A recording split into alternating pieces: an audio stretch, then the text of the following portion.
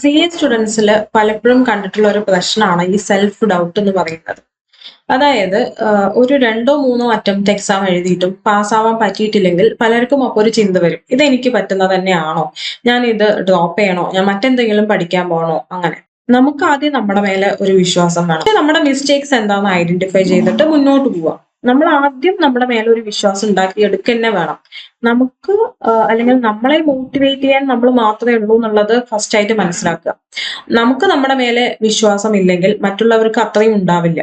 നമ്മളെ ഡൗട്ട് അടിച്ചിരിക്കുകയാണെങ്കിൽ ബാക്കിയുള്ളവർക്ക് പിന്നെ നമ്മളെ മോട്ടിവേറ്റ് ചെയ്യാനൊന്നും പറ്റില്ല. അപ്പൊ നമ്മൾ സ്വയം മോട്ടിവേറ്റ് ചെയ്യാൻ തയ്യാറാവുക.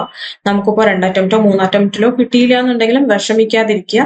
കാരണം നമ്മുടെ സ്വപ്നം എന്ന് പറയുന്നത് വളരെ വലിയൊരു സ്വപ്നം തന്നെയാണ്. ആ ഒരു സ്വപ്നത്തിൽ എത്താൻ നമുക്ക് കുറച്ച് കഷ്ടപ്പെടേണ്ടതായിട്ട് വരും. അപ്പോൾ ഓരോ അറ്റംപ്റ്റിലും നമ്മൾ നമ്മുടെ മിസ്റ്റേക്സ് മനസ്സിലാക്കുക, എന്നിട്ട് മുന്നോട്ട് പോകുക. തീർച്ചയായിട്ടും ഒരു ദിവസം വിജയം നമ്മുടെ കൂടെ ഉണ്ടാവും.